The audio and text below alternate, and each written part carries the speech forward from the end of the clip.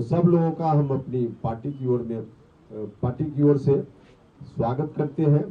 इनके आने से राज्य भर में पार्टी को मजबूती मिलेगी, ताकत मिलेगी और पार्टी फिलहाल जिस मिशन मकसद में लगी हुई है उसमें कामयाबी मिलेगी। आप सब लोगों को मालूम है कि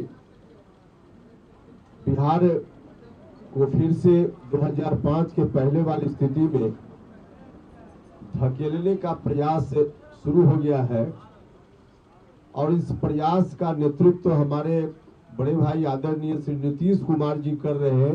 यह बहुत ही दुर्भाग्य का विषय है। दूसरे लोग करते तो बात समझ में आती, लेकिन स्वयं नीतीश कुमार जी आमदा है इस बात पर कि कैसे राज्य को फिर से उन्हीं हाथों में सौंप दिया जाए जिन हाथों ने बिहार को हर तरह से तंग किया था, बर्बाद किया था, अराजक माहौल में धकेल दिया था। और नीतीश जी को भी बिहार के लोगों ने बार बार उनके आग्रह पे आशीर्वाद दिया, मैंडेट दिया। उस स्थिति से बिहार बाहर आए, उन लोगों के हाथ में बिहार फिर से नहीं जाए, इसी बात को ध्यान में रखते हुए। लेकिन नीतीश जी की राजनीति की जब अंतिम पारी अब चल रही है, तब नीतीश जी ने पूरे तौर पे ऐलान कर दिया है और बार बार बोल भी रहे हैं कि फिर से उन्हीं हाथों में हम बिहार को सौंप देंगे। इस निर्णय को बिहार के लोग कतई नहीं पसंद करने वाले हैं। लोगों के मन में इस बात को लेकर नीतीश कुमार जी के खिलाफ काफी आक्रोश है, गुस्सा है। यही कारण है कि हमारी पार्टी के साथ भी बड़ी संख्या में लोग हर जगह, हर जिला में आ रहे हैं और एक से एक, खास करके जनता दल यूनाइटेड के कार्यकर्ता, नेता सब लोग आज वहां से विमुख हो गए हैं और अलग अलग पार्टियों की ओर लोग देख रहे हैं। हमने बार बार पहले भी कहा है कि अब जनता दल यूनाइटेड को समाप्त होने से दुनिया की कोई ताकत नहीं बचा सकती है, क्योंकि नीतीश कुमार जी ने खुद ही ऐसा निर्णय लिया कि उस पार्टी के किसी कार्यकर्ता को भी यह स्वीकार नहीं है कि उस रास्ते पे पार्टी जाए। तो इसलिए आज की तारीख में समाप्ति के कगार पर जनता दल यूनाइटेड है। कुछ नेता भले आज दिख रहे हो कि नीतीश कुमार जी के गुणगान में है, लेकिन सब लोग मौके और मुहूर्त के इंतजार में है, जिनका जिस दिन मुहूर्त बन जाए उस पार्टी को छोड़कर इधर उधर कहीं न कहीं लोगों ने अपना ठिकाना खोज कर रखा है। तो जेडीयू अब समाप्त लगभग हो ही चुकी है।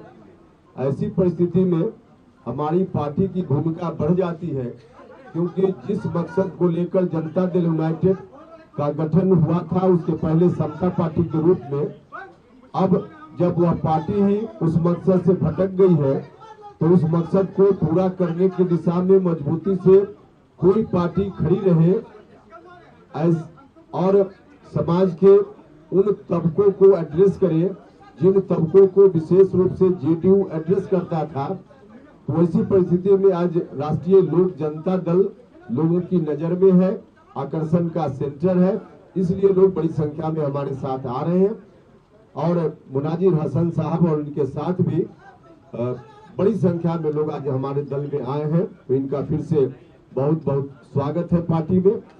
अब मुनाजिर हसन साहब कुछ बात करेंगे और फिर उसके बाद कोई सवाल होगा आपका, तो उसका भी जवाब हम लोग देंगे। जीवन भर बीजेपी के साथ रहे, आज अलग हुए तो सेकुलर हो गए। अब उन दिनों सेकुलर नहीं थे। नीतीश जी तब भी सेकुलर थे, हम विरोधी अलग बात है, लेकिन नीतीश जी बीजेपी के साथ थे तो सेकुलर थे और आज भी सेकुलर है। उसी तरह से उपेंद्र कुशवाहा बीजेपी के साथ न रहे तो भी सेकुलर है, बीजेपी के साथ है तो भी सेकुलर है। इसलिए ऐसा किसी के बारे में मत कहिए। हम विरोध में हम नीतीश जी को आज कह दे कि सेकुलर नहीं है।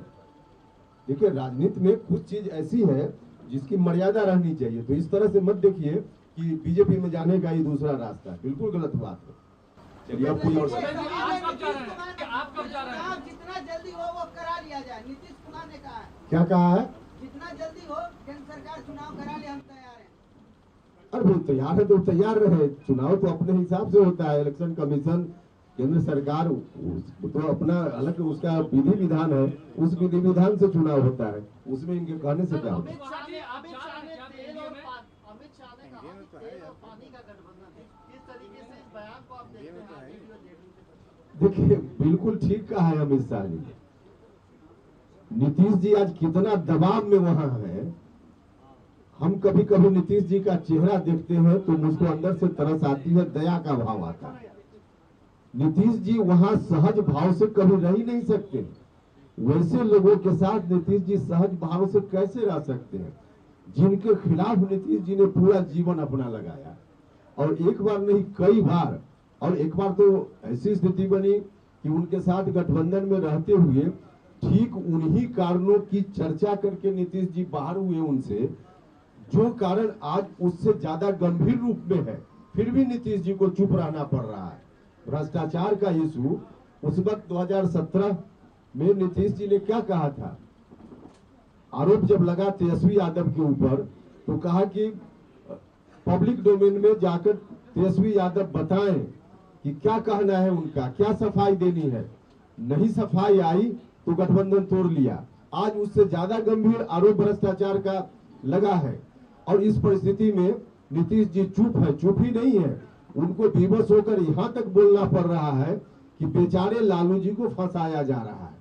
नीतीश जी अंदर से यह बात अब किस मजबूरी में बोल रहे हैं, राजनीतिक महत्वाकांक्षा के कारण बोल रहे हैं, लेकिन है बहुत असहज स्थिति उनकी। इसलिए अमित शाह जी ने अगर कहा कि तेल और पानी जैसा संबंध, तो बिल्कुल ठीक कहा।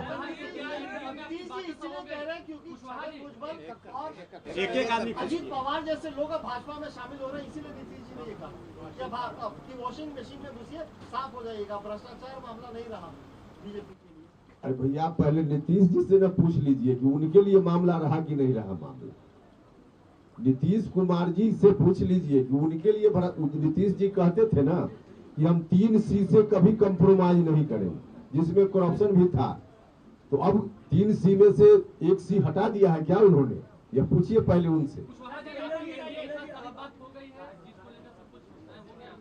देखिए एनडीए से जो कुछ भी हम लोगों की बात होनी है उस पर बहुत अभी ध्यान देने की जरूरत किसी को भी नहीं है, इसलिए कि हम लोग समय पर बता देंगे आपको क्या तय हुआ क्या नहीं तय हुआ।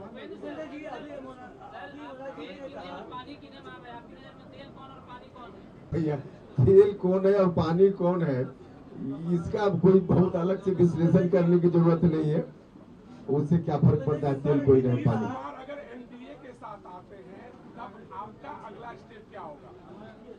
देखिए अब मेरी बातों का बहुत गलत रूप से अगर व्याख्या नहीं कीजिए तो हम तो चाहते हैं कि नीतीश जी वहां से जल्दी बाहर निकले, क्योंकि नीतीश जी जितना दिन वहां रहेंगे तो उनकी आयु कम होते जाएगी।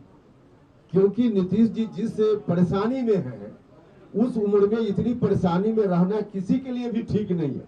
व्यक्तिगत रूप से मेरी हमदर्दी है उनके साथ, इसलिए व्यक्तिगत रूप से मुझको लगता है कि नीतीश जी ठीक है, राजनीतिक विरोध अपनी जगह पर है, लेकिन अब उम्र कम होने की स्थिति और व्यक्तिगत रूप से तंग तबाह परेशान होने की स्थिति है। मेरे बड़े भाई है, मुझको थोड़ा भी ठीक नहीं लगता है, इसलिए मुझको तो लगता है कि जल्दी वहां से उनको बाहर आना चाहिए। देखिए अब यह विषय मेरे अकेले का नहीं है। एनडीए में सबसे बड़ी पार्टी भारतीय जनता पार्टी है, तो अकेले हम अथॉरिटी नहीं न है कि इस सवाल का जवाब हम कुछ सीधा दे दें आपको। जी ने कहा कि मुख्यमंत्री बनाना है आपको, तो क्या बीजेपी से आपकी डील हुई है कि आप उनकी मदद करें लोकसभा में? आपको देखिए अभी उतनी दूरी तक सोचने की जरूरत नहीं है। अरे भैया ठीक, हर पार्टी का कार्यकर्ता नेता चाहता है कि उसके दल का नेता बड़ी से बड़ी जगह जाए, देश के स्तर पर प्रधानमंत्री बने, मुख्यमंत्री बने, तो हर पार्टी में होता है और पार्टी के अंदर इस तरह का भाव अपने नेता के प्रति लोग रखते हैं। तो इसी भाव के कारण ऐसी बात आती है, लेकिन इसका यह अर्थ नहीं है कि कोई डील या कोई तय। अभी लोकसभा का चुनाव होना है, विधानसभा का चुनाव थोड़े हो रहा है।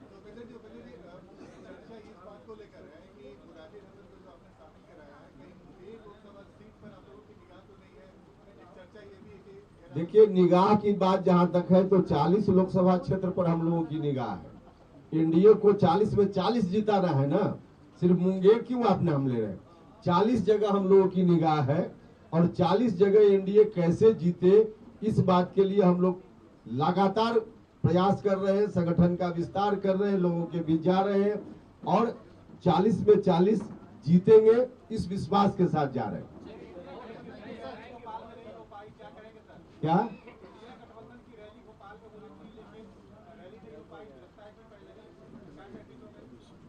देखिए, वो रैली कहाँ करे ना करे विषय तो उनका है, उससे हम लोग का कोई मतलब नहीं है।